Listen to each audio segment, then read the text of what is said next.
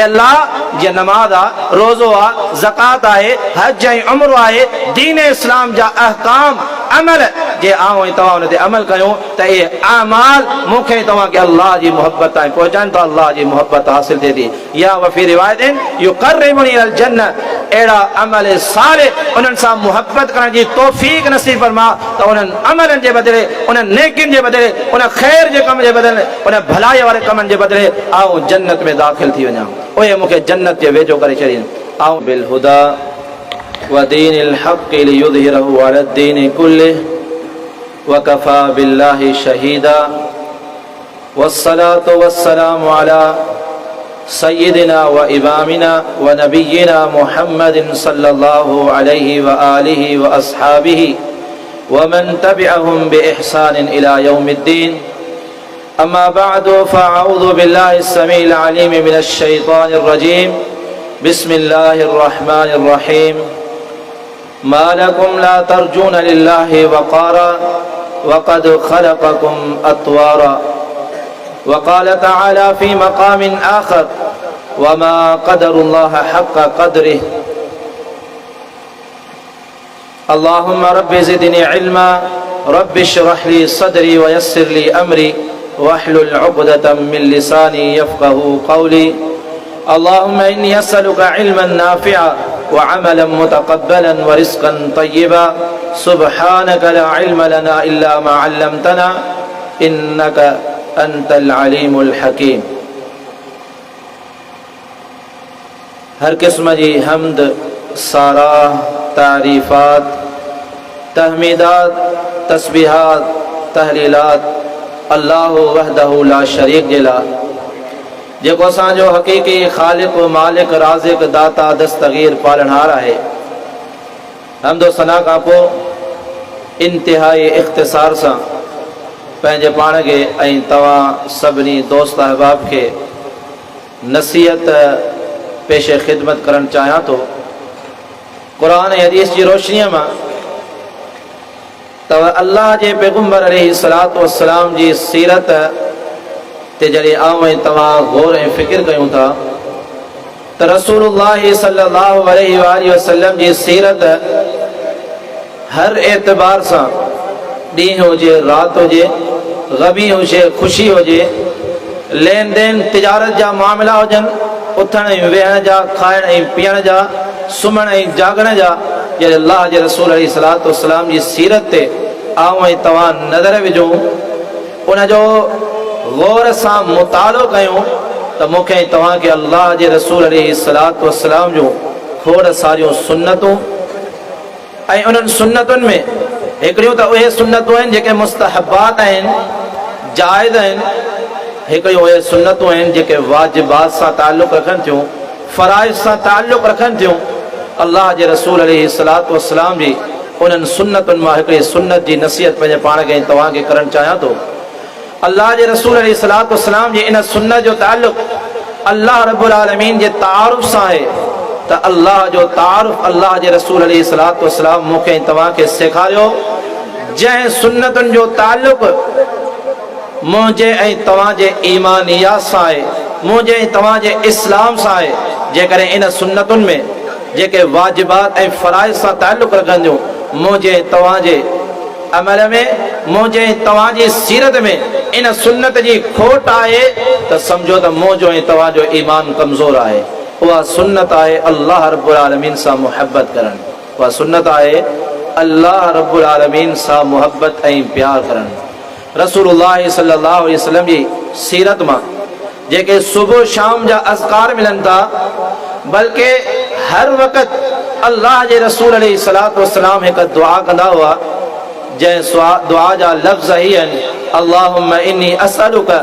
हुब्बक व हुब्ब मन युहिब्बुक व हुब्ब अमलिन सालिहिन युक़र्रिबुनी इला हुब्बिक व फ़ी रिवायतिन युक़र्रिबुनी इलल जन्नह।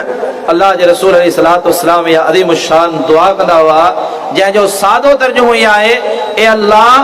आऊं तोखां तुंहिंजी मुहबत जो सवाल कयां थो। ए अल्लाह तूं मुंहिंजे सीने में मुझे दिल में, मुझे दिलो दिमाग में, मुझे ख्यालात में, मुझे गमी खुशी में, मुझे उथण वेहण में अल्लाह या फिक्र या तड़प या सोच पैदा कर त आऊं तोसा ही मोहब्बत कयां, या मुझे दिल में, मुझे सीने में विहारे छॾ। ऐं जे करे तू रब मुझे सीने में, मुझे दिल में पंहिंजी मोहब्बत न विहारींदे त मुमकिन ही कोन्हे आऊं ऐं तव्हां अल्लाह जी इबादत करे सघूं, अल्लाह रब्बुल आलमीन सां मोहब्बत करे सघूं। हीअ अल्लाह जी नेमत आहे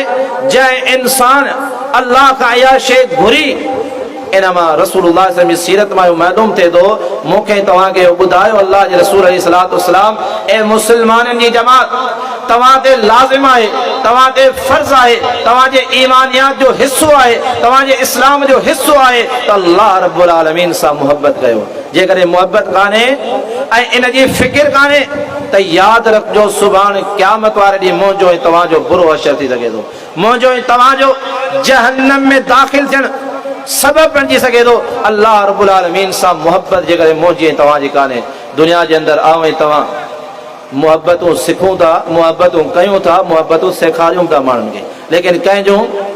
दुनिया जे मालो मता जी, दुनिया जे साज़ो सामान जी, दुनिया जे इंसाननि सां, माउ पीउ सां, दीगर कंहिं न कंहिं शइ सां आऊं ऐं तव्हां मोहब्बत कयूं था ऐं माण्हुनि खे इत्तला ॾियूं था, ख़ुशि थियूं था। यादि रखिजो या मोहब्बत उहा शइ आहे, जेकॾहिं मुंहिंजी ऐं तव्हांजी अल्लाह सां सची मोहब्बत हूंदी त इंसान जी फितरत में आहे त जंहिं शइ सां इंसान मोहब्बत करे, जंहिं ज़ात सां मोहब्बत करे, उनजी नक़लो हरकत, उनजो उथण वेहण बि पसंदि कंदो, उनजी हिकु हिकु ॻाल्हि जेकॾहिं उहो अर्ज़ु करे न, उनखे बि चवंदो सर हुकुम कयो, साईं हुकुम कयो, मुंहिंजा महबूब हुकुम कयो, ऐं तव्हांजे लाइ त जियां पियो। पर जेकॾहिं मुंहिंजी ऐं तव्हांजी मोहब्बत आला दर्जे जी, कामिल दर्जे जी अल्लाह जी ज़ात सां हुजे त पोइ अंदाज़ो लॻायो अल्लाह जो हिकिड़ो हिकिड़ो हुकुम, अल्लाह जो हिकिड़ो हिकिड़ो फरमान मूंखे तव्हांखे केॾो प्यारो लॻंदो, केॾो जल्दबाज़ी, केॾी अॻ भराई कंदासीं असीं दीन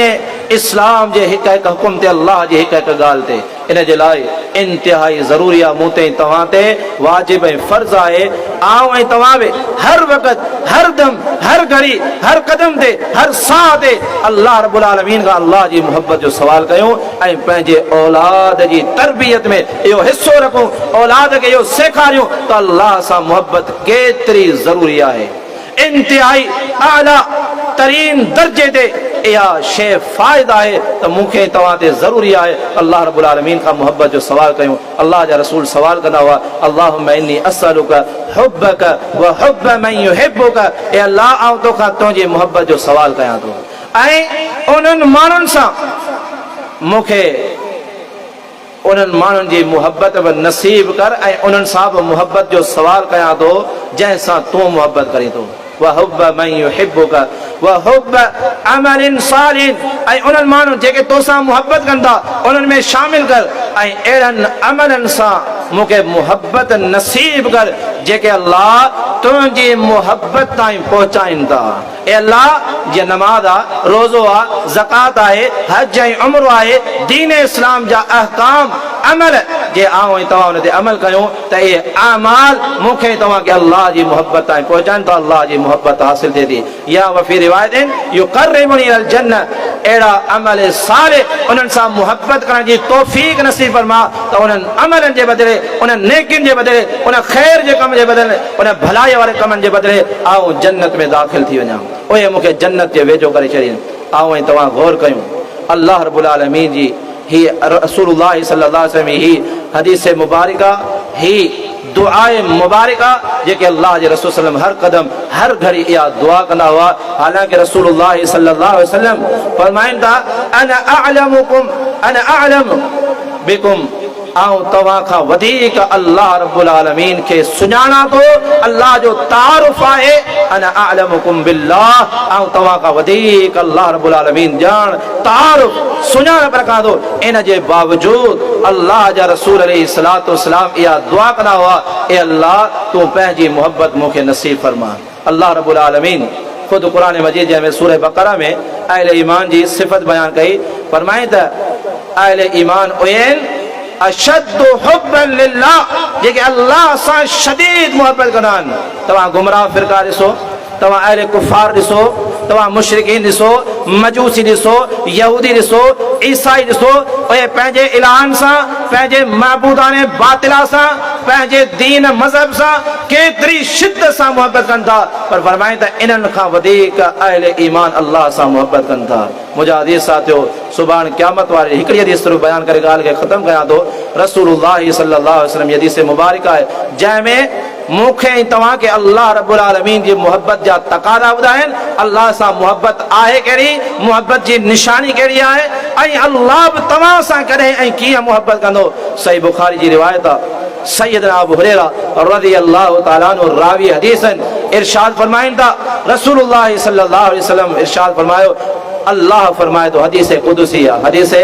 कुदसी आहे जंहिंमें अल्लाह रब्बुल आलमीन इरशाद फरमायो आहे, फरमाए अल्लाह रब्बुल आलमीन फरमाए थो, मन आदा वलियन फ़क़द आदनतुहु बिल हर्ब, जंहिं दुनिया में मुंहिंजे दोस्तनि सां, अहले ईमान सां, जेके अल्लाह सां मुहबत करण वारा आहिनि, उन्हनि सां फिटायो, उन्हनि खे तंग कयो, उन्हनि खे ईज़ायो, उन्हनि खे तकलीफ़ पहुचाई, त सम्झो आदनतुहु बिल हर्ब, उन्हनि मूं सां ऐलान जंग कयो आहे। यानी मूंखे तव्हांखे हिन हदीस में ख़बरवार कयो वियो आहे त दीन इस्लाम सां नफ़रत न कजो, अहले इस्लाम सां, इस्लाम खे खणण वारा, इस्लाम पहुचाइण वारा, ही इल्म वारा उलमा, तलबा, हुफ़ाज़ इकराम, इहे उहा जमात जेके अल्लाह रब्बुल आलमीन जा दोस्त आहिनि, अल्लाह जा वली आहिनि, इन्हनि सां दुनिया में फिटायो आहे। पोइ यादि रखिजो तव्हां अल्लाह रब्बुल आलमीन खे ऐलान जंग जी दावत ॾिनी आहे। अल्लाह ऐलान जंग कंदो। अॻिते हदीस में इरशाद फरमाई रसूलुल्लाह सल्लल्लाहु अलैहि वसल्लम, अल्लाह फरमाए थो, वमा तक़र्रब इलैया अब्दी, मुंहिंजे वेझो बानू, मुंहिंजो कुर्ब, मुंहिंजी वेझड़ाई तव्हां उन वक़्तु हासिल करे सघो था जॾहिं तव्हां उहे शयूं मिम्मा फ़्तरज़्तु अलैहि, जेके मूं तव्हां ते फ़र्ज़ कयूं आहिनि, नमाज जी सूरत में, रोज़े जी सूरत में, ज़कात जी सूरत में, अख़लाक़ियात जी सूरत में, इताअत ऐं फ़रमान बरदारी जी सूरत में, क़ुरान ऐं हदीस जी रोशनी में जेके बि शयूं मूं ते तव्हां ते अल्लाह रब्बुल आलमीन फ़र्ज़ कयूं आहिनि, जेकॾहिं आऊं ऐं तव्हां हिननि खे पूरो कंदासीं, पोइ यादि रखिजो आऊं ऐं तव्हां अल्लाह रब्बुल आलमीन जी वेझड़ाई हासिल करे सघूं था, अल्लाह जी मुहबत हासिल करे सघूं था। जेकॾहिं न त पोइ यादि रखिजो, जेकॾहिं आऊं नमाज़ी कोन आहियां, रोज़ेदार कोन आहियां, जेकॾहिं आऊं ज़कात ॾियण वारो कोन आहियां, सदको ऐं ख़ैरात कोन करण वारो, दुनिया जूं नेकियूं ऐं भलायूं करण वारो कोन आहियां, पोइ यादि रखिजो आऊं अल्लाह खां परे आहियां, आऊं ॿी शइ खां न, अल्लाह खां परे आहियां। जॾहिं अल्लाह खां परे आहियां पोइ इंसान बदनसीब आहे। दुनिया जे अंदरि भले माल ऐं मता, भले दुनिया जी जेको आहे ज़ेबो ज़ीनत में, दुनिया जी अयाशियुनि में ज़िंदगी गुज़रे, पर उहो इंसान बदनसीब आहे। फरमाई त वमा यज़ालु, ऐं मुंहिंजो बानो हमेशा फ़राइज़ पूरा करे थो, ऐं उन सां गॾोगॾु ओ फरमाए त नवाफिल इख्तियार करे दो, नफली रोज़ा, नफली नमाज़ूं, नफली सदको ऐं ख़ैरात, ऐं जेके बि भलाई ऐं ख़ैर जा कम नफली आहिनि, फ़राइज़ खां अलावा उहो बानो कंदो रहंदो, हत्ता उहिब, आऊं अल्लाह रब्बुल आलमीन उन बाने सां मुहबत करणु, अल्लाह जी वेझड़ाई हासिल थिए थी, फ़राइज़ पूरा करणु, अल्लाह जी वेझड़ाई हासिल कंदो रहे थो बानो नवाफिल जे ज़रिए ऐसी ताईं जो अल्लाह रब्बुल आलमीन हुन बाने सां मुहबत करे थो, ही बानो अल्लाह रब्बुल आलमीन सां मुहबत करण वारो बणिजी वञे थो ऐं लिखजी वञे थो। रसूलुल्लाह सल्लल्लाहु अलैहि वसल्लम इरशाद फरमायो, अंदाज़ो लगायो केतिरियूं अहादीस मुबारका मौजूद आहिनि जंहिंमें मुहबत जो ज़िक्र आहे, अल्लाह रब्बुल आलमीन बाननि सां मुहबत करे थो। फरमाए रसूलुल्लाह सल्लल्लाहु अलैहि वसल्लम जी हदीस आहे, सही हदीस आहे, इरशाद फरमाए रसूलुल्लाह सल्लल्लाहु अलैहि वसल्लम, सुभाणे क़यामत वारो ॾियारो हूंदो,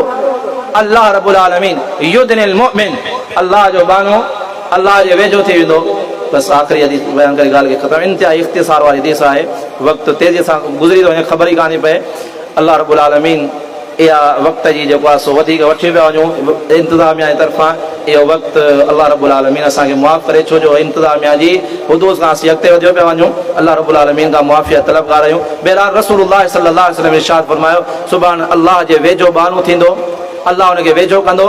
ऐं यदउ अलैहि कफ़न, अल्लाह पंहिंजे पर्दे में हुन बाने खे करे छॾींदो, जिते रुऊसुल ख़लाइक़ हूंदी, आदम अलैहिस्सलातु वस्सलाम खां वठी दुनिया जे आख़िरी क़यामत ताईं अचण वारे इंसान उहे सभु मौजूद आहे, उते पंहिंजे बाने खे अल्लाह वेझो करे उन ते पर्दा विझी छॾींदो ऐं उनखे चवंदो अज़नब त कज़ा, तो फलाणो गुनाह कयो, तो फलाणो गुनाह कयो फलाणो गुनाह कयो वो बानो चंदो हाँ अल्लाह मूं गुनाह कयो मूं गुनाह कयो मूं गुनाह कयो ऐसी ताईं जो बानो परेशान थींदो सब गुनाह मूं कया आहिनि हाणे छा थींदो अल्लाह रब्बुल आलमीन फरमाईंदो दुनिया में जॾहिं मूं तो ते पर्दो विधो हो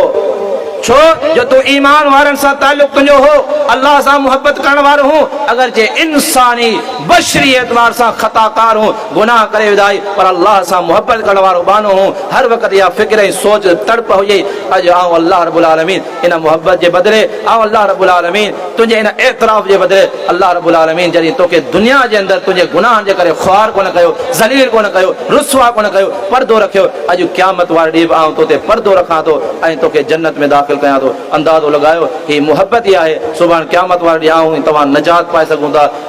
लम्हा फिक्रिया आहे मूं कई तव्हांखे नसीहत इहा आहे त कोशिशि कयो अहले इस्लाम अल्लाह जी मुहबत खां परे अल्लाह जी तारुफ़ खां परे अल्लाह जे बारे में ख़बर ई कान्हे त अल्लाह छा आहे अल्लाह जे बारे मुतलिक़ कहिड़ी मालूमात रखी आहे अल्लाह सां प्यार कहिड़ो आहे मुहबत कहिड़ी आहे अल्लाह रब्बुल आलमीन खां दुआ आहे रब करीम मौला करीम मूंखे तव्हांखे अल्लाह रब्बुल आलमीन पंहिंजे पाण सां सची मुहबत करण जी तौफ़ीक़ अता फ़रमाए वमा अलैना इल्लल बलागुल मुबीन।